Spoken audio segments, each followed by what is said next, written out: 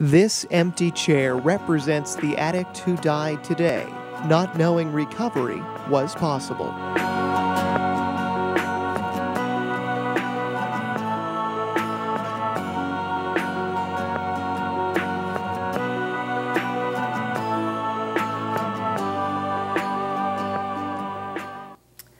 Hi, my name is Colleen Leahy. I'm an addict in recovery, and this is the Empty Chair Show, Exposing Addiction, and it's basically a show about addiction recovery, treatment.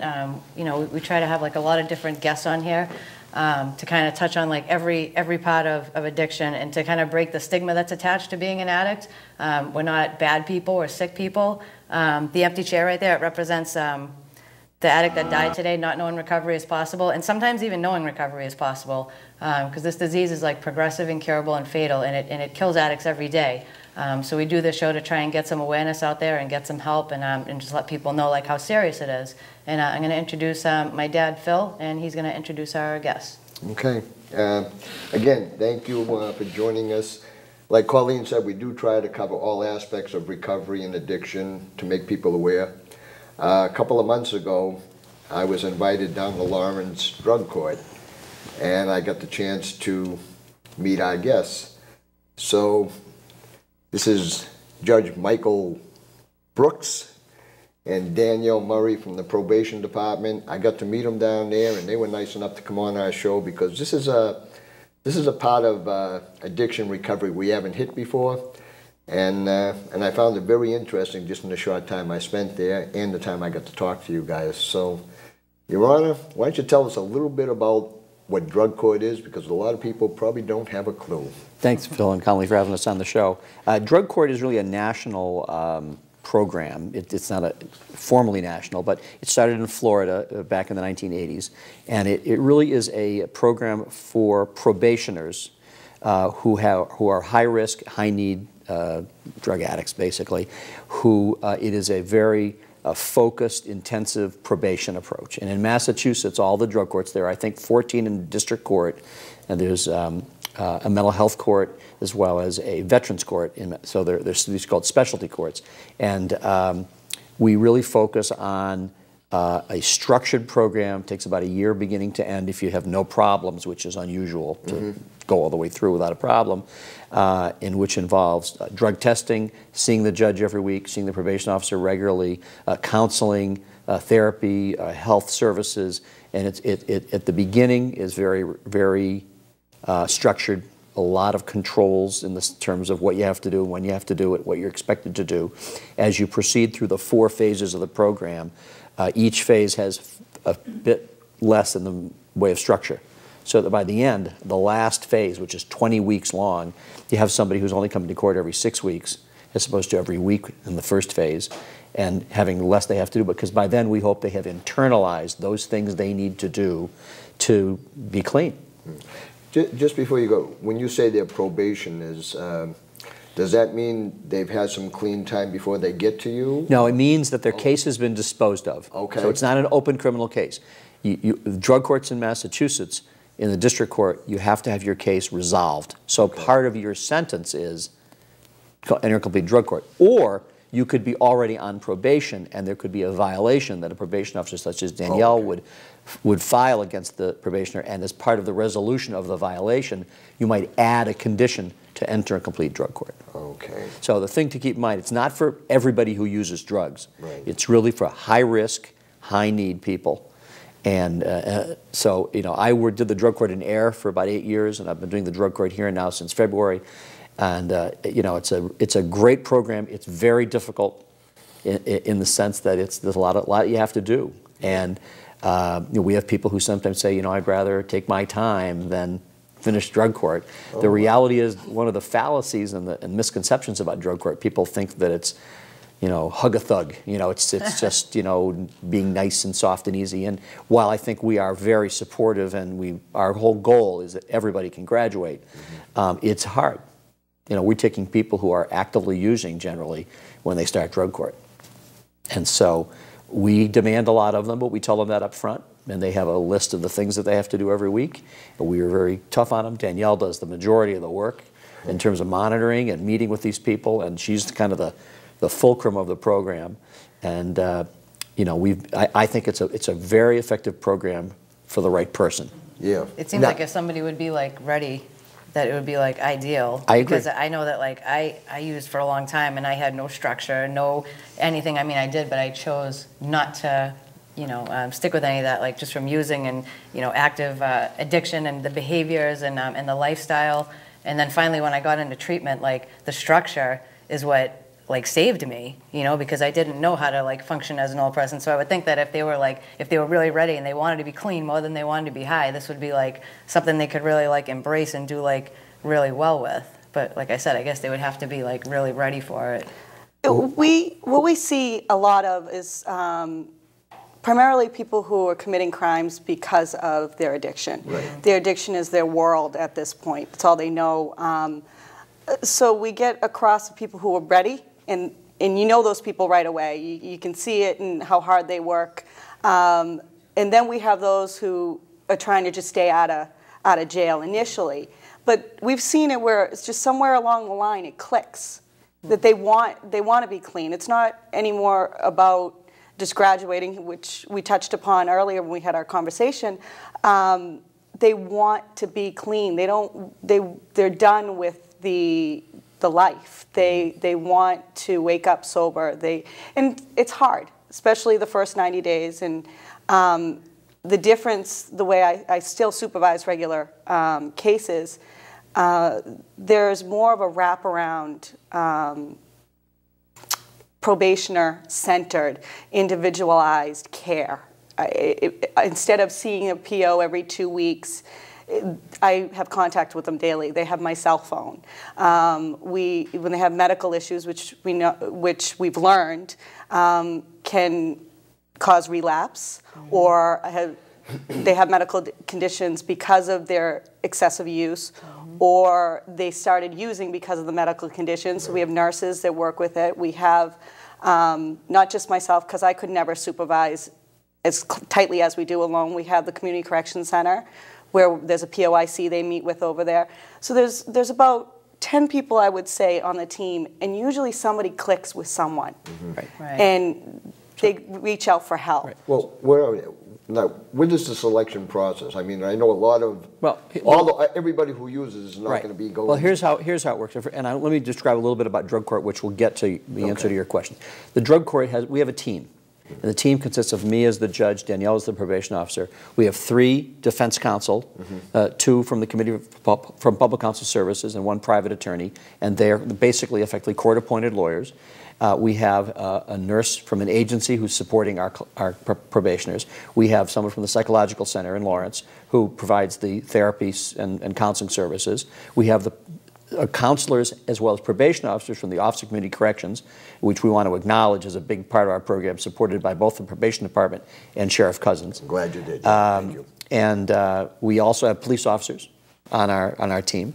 And so what happens is that either if it were an open case, that is, a person is charged, not yet convicted, the attorney for the defendant, and the DA's office, by the way, is on the team. Very important. The DA has been very, very, very supportive of the drug courts.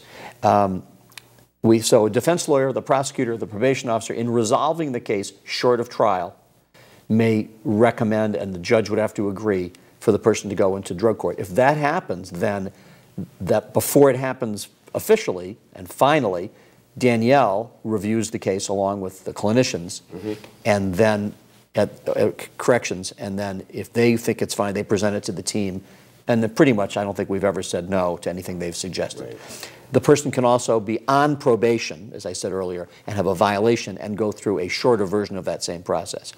And so that's how people get into drug court. So it isn't, again, just somebody who's got a charge of possessing marijuana, right. And nowadays particularly because it's been decriminalized for certain amounts. But it's a program of sanctions and rewards. So the sanctions can be as minimal as doing additional community service, because they have to do community service every week as part of the many things they have to do. Or it could be as severe as detaining them in jail for a period of time. Okay, let's get to that. Now, I know this is a tough question, but I have to ask it to everybody who works in recovery. What do you think your success rate is? And when they don't succeed, you might as well let everybody know. Sure, sure. No, we look. I mean, I can. As I said, my time period in drug court was in a different court more than in this court. It was more of a rural and suburban court than this urban court. I think the way we would measure success is no recidivism, and particularly no recidivism regarding drugs. Somebody gets arrested for a motor vehicle offense after they've completed drug court, that's not really a big problem for me in terms of the drug issue. They get rearrested or they overdose or something. I mean, I've had people in drug courts who graduated who died of overdoses afterwards. So I'm not innocent about this. I understand what a terrible disease it is. And we never know for sure when you finish, because it's a problem they're going to have for the rest of their life. And we understand that. So we hope that we've given them the tools that they can use in the rest of their life, and they also can always come back. You know, one of the things that Danielle and I are very committed to is having kind of an alumni sense in our drug court, that if they have a problem, they can always come back and see Danielle. They can always come back to get help, and they won't be on probation, but they can get assistance. So in air, I can say that our drug court rate, the recidivism rate, was pretty low. Yeah. And it's hard to measure, especially for myself. I've started it 2 years ago. It's a year-long program. minimum. And I think for me, you got to define success. Yes, success is recidivism, lowering the rate of recidivism, hoping that they don't reoffend, hoping that they don't relapse. But for me, success is that when they come back, and they're either helping younger ones get through, or I shouldn't say younger, let's say newly in recovery get through. When I see that happening, to me, that's a success. I've had people who didn't graduate drug court who may have gone back to jail and have come back to me, because I always do say, yes, probation is my job, but just because you're not on probation doesn't mean that you can't come in and I can't set you up. I've helped people get into residential or point them in the right direction. So to me, although that person didn't succeed in drug court, it's still somewhat a success to me that without probation, they made a resource. And they found a resource in the drug court or somebody in the drug court, and they've come back to use that resource.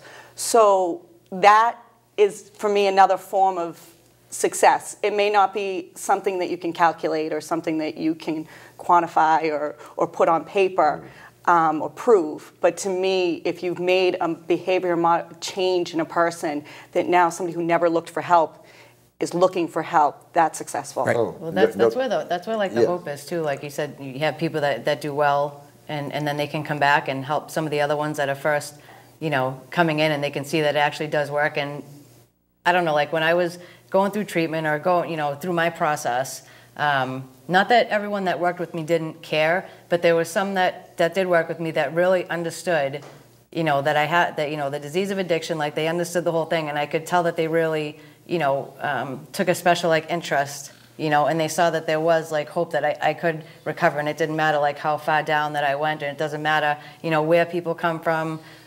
So thank you for the jobs that you do, because I look at it as another big tool fighting against addiction, because sometimes it feels pretty gloomy, going against this big huge disease. I could drive through Lawrence sometimes and I can almost feel it, and you just feel it everywhere, and it's God, how can we make any kind of impact on something so big? But there is big huge things that we do. And actually what you do, when we ask for success, anytime, any form of treatment, one person is a success. Well, there are some programmatic things to think about in terms of drug court too. It costs $43,000 a year to keep somebody in jail.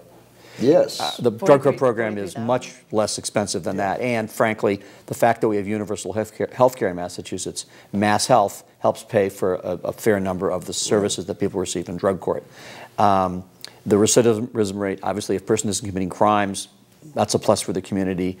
I know that we haven't had any yet in this court, but we did an era of drug-free babies born. Okay. It costs $1 million to support a child born drug addicted to the age of 18. I'm glad you're bringing up the expenses of it, because when Sheriff Cousins here, that was one of the things we talked about too, the cost of keeping someone in jail as opposed to the cost of keeping someone in treatment. Right. Now, before they start giving me fingers and tell me I ain't got much time, before we got on the show, we were talking about something you said would probably never happen, but would be the natural progression as far as treatment after, so treatment places, recovery places, specifically for your drug court. So why don't you tell us, in a perfect world, what would you like at the end of drug court? No, I think at the end of drug court, I think I'd want people to have a continuum of services throughout their life that they could go to that would be available, not too expensive. I think there are the pieces of that are kind of out there, but I think that there needs to be a community approach to things. I believe that's the way to deal with drug addiction, and I would like to have for drug court our own residential program, because what happens if you're at all involved, wherever you're involved with drug addiction, is that people need to go to residential programs. There aren't enough programs and enough beds in the programs, particularly in the winter time when people want to be somewhere. There are fewer beds, and there's a competition which just happens for beds. And I'm not going to keep somebody in jail forever waiting for a bed. Exactly. And so people that sometimes I think are going to be at risk in the community, we use things like the GPS and things like that to keep an eye on them, and we do what we can to support them. And some people end up, not everybody needs residential, but a lot of people do. Yeah. It's a big component to their recovery. They need to be in a safe, sober community that's supportive. And that's what I would like to have, is that I wouldn't have to worry about whether there's a bed. Right. We'd have our own beds. And I'm so glad that you came out and said, I mean, you're in the probation department and you're a judge, and they probably figure, well, they have no problem. But even you guys have problems when it comes to finding. I mean, so you can imagine a family member. Right. Much worse. That much has harder. Much harder. No connections, Very no discouraging. clues. So I just want people to understand that there is such a shortage of beds for people who actually want it and can't get in. Right. Well, and you need to keep the price of, I mean, these things aren't cheap. The people who work there deserve to be paid for their time and for their expertise. So, there needs to be a way to pay for those things, and insurance will pay for a certain level, but not everything.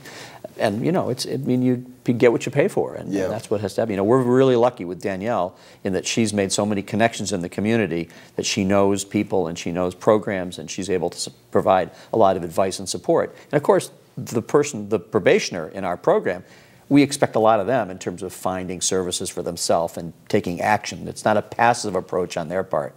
Well, see, and us on the empty chair are also very lucky because we've made connections with the drug court. Right. Well, and also, I mean, it is hard to get beds in treatment, like long-term treatment. So, I mean, that's why I love this show, because I just like to put things out there. Like, if you're waiting for a bed in treatment and you're having a hard time with that and you don't have the money, meetings are free.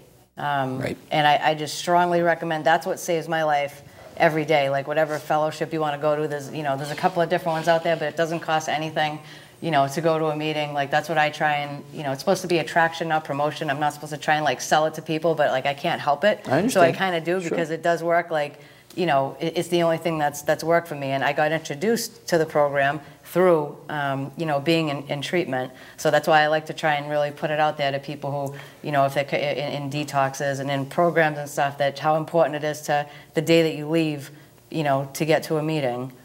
If you're having a hard time finding a place or whatever, we usually put phone numbers up at the end of the show. You can call me, I'll tell you where they are, But it's just so important, the recovery part of it. That's what definitely changed my life. Right. Now, I'd just like to ask you a question. Do you guys, probably you more than the judge, do you have a tendency to have to deal with parents? I do. I bet that's fun, huh? I do, and it's tough because you have parents who are on their wits' end who have just shut down for good reason, for their reasons, for their own mental health, and they've gone through their own version of their trauma, and they're trying to maintain their own health. And it's tough when you have somebody who's made that corner and now try to reach out to the family members that they've hurt or they've stolen from, or it's not that the family doesn't love them anymore, they're just afraid to help them. So you have those that are difficult, and then you have the I hate to say this word, but No, it is true. Go right ahead. You're talking to one of the world champs. You have the enablers and the ones who love so much and hold a guilt and feel that they've done something wrong to cause this, that sometimes can interfere with somebody's recovery. And it's difficult, but it's all individualist. For lack of better words, individual. I can't even say it right now. Each one is separate and independent. Each family has its own dynamic. Right. Some people have family members to deal with, other people don't. So I do deal with it a lot. It's touchy because sometimes they don't want you reaching out to the family, or the family doesn't want you to know that they called because they don't want to start a fight at home. But I do deal with it, and I'm glad to know that you have recovery groups out there for the family, yes. Support groups, I should say, yeah. Sorry. And I will definitely utilize that and let people know that you're out there, because the family are going through trauma too. The family is recovering from what they've gone through, their losses, their pains, they're watching their children go through this. So I think in order for the person to get better, they have to get better as a whole, the whole family unit. And if he didn't stop, one of the things we preach, all right, is you have to let go, and it's so hard. Of course, it's so hard. I don't know how many years it took me, but what we do in our group now is we try to. Some of the people that are coming in and they're in the situation that I was with Colleen, we try to get them to kind of shorten the distance, right? Maybe not make all the mistakes that I made, but yeah, I mean, it was hard to throw your own daughter out. When you finish drug court, we have a graduation, or actually really a commencement, because you're beginning the rest of your life. Yeah, and people usually say the same thing. The probationers who are graduating, they say, "When I started this program, I hated you all, and I thought this was horrible, and you were just bad people. And then I realized that, in fact, you weren't, and that you were trying to help me, and that I had to do the work. And now I want to thank you for giving me all my life back." And we have family members who speak at these things. And, again, I'm not under the illusion that the story ends with their graduation from drug court. Yeah. I know that. I know it doesn't. But it's very gratifying, and it means a lot to see to the family members when you have somebody. I've had parents get up and, you gave me my child back. Yeah. Well, and even if it doesn't end, if there is a relapse, the thing is that you've instilled in them is they do have a problem. Oh, sure. And when they do relapse, then there is that a better than even chance that they'll give it another shot. Well, a better chance anyway. Yeah. And I mean, for example, in drug court, if you relapse while you're in drug court, you don't automatically get thrown out of drug court. Right. We understand that's going to happen. Right. And you might be detained for a period of time, and we might change our approach and what we're going to do for you in the program. Right. And Danielle works very hard to devise appropriate programs, as she said, individualized for each probationer. And we have imagine if they were honest about it. I'm sure some of them try and some. I always say I want to have a big banner behind the bench that says "Just stop lying." Yeah. One of the things we look for, or I personally look for, are behavioral changes. Yeah. I understand relapse happens. It's what you do when that relapse happens. Good. That's huge as to how I respond to that relapse. Like telling you about it as opposed to getting caught. Right. Calling me and saying, "Hey, this is what happens," and they know that even if they tell the truth and come out, they may still have a sanction and may still, but I always say, "Well, what did you do next?"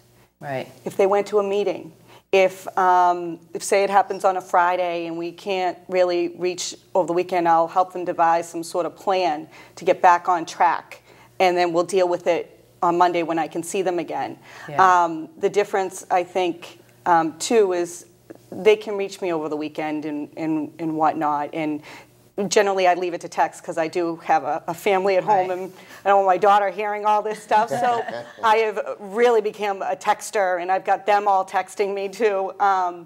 So I look for behavioral changes. I look for somebody who wants to change. If you're still hiding your relapse, if you're still lying about your relapse, or your cravings, or, I worry about the one who comes in only 30, 40 days into it. "Oh, I'm fine, I have no cravings." That makes me worried. Yeah. But I have a little more faith in the one who says, I gotta tell you, I went somewhere today and the cravings. I actually tell people to sometimes journal and journal what got them through a day, so that down the road, I know, it's corny, but it works. Because when they have another tough day, I'll say to them, well, look at how you got through day number blah, blah, blah. And they'll say, yeah, that makes sense. And right. I think one of the things that has to happen while they're in drug court is that they have to understand that they can trust us too. And that's very hard for them, because I'm a judge. Judges put people in jail. Probation officers put people in jail. And I think that it takes a long time. And sometimes longer than probably it should, because you have to really show them that when we say to them something that is, we want you to graduate, we want you to succeed, that we mean it. Right. And a big part of it is being fair with them and being straight with them and being honest with them. And it's hard. It's hard for everybody. And I think we all take it very personally, everybody on the team and so and everybody, of course, who's in the program. And so it's a very intense program. Like I knew that I wouldn't be able to get his trust back, when I got my 30-day keychain. Like I knew it was going to take like a lot longer than that. But you're right. There is like a difference, like when you start to get clean and like come into recovery and you're being honest and you really want to like do the right thing, you start to realize that it's things that you earn instead of feeling like entitled to everything. Right. Because like that's how I felt, and it changed once I was able to. I'm sorry, honey. I got the 2-minute warning. You did? I got the 2 minutes. Okay. Look, guys, before I wrap up, I want to, number one, thank you for coming down here, letting people know what drug court's all about. But even more so, anybody can do a job. Colleen and I, we do this, we have a passion about it. You two obviously have a passion about it. Number one, you wouldn't be here on your own time if you didn't. Number two, you wouldn't have the visions that you obviously have for your program. And, and that speaks a lot. Anybody can do a job, but it's how you do the job, how you feel about you doing the job. I'm just so proud of you guys for helping any addict that gets through. If it's 1, 2, 3, or 4, pat yourself on the back, because you probably saved some lives. Carl, you want to wrap up something? Yeah, I just want to say, thank you. I don't know how I never managed to get arrested through my using. I must have a hushu. Anyway, but thank you for the jobs that you're doing, for caring about addicts, because I have friends that have gone through drug court, and it did help them a lot. And I don't want to even think about where I would be, or them, I'm sure, if there wasn't programs like what you guys have, and for actually caring about us and not just wanting to, lock us up forever and trying to put a Band-Aid on a gunshot wound, it's not going to work. So thank you for that. And we want you to know that if we can ever be a help of you, if you need my support group, if you need Colleen for anything like that, we're here for you, and obviously you'll be hearing from me in the future too. Thank you very much. Thank you. So guys, thank you for that. I'd like to thank you all for joining us on another episode of The Empty Chair. It was kind of a special one. I learned a lot, and we'll see you next month. Who we're going to have? Who knows? We'll figure it out. See you next month. Guys, thank you so much for coming. It's great. Guys, thank you. Appreciate it. Really great.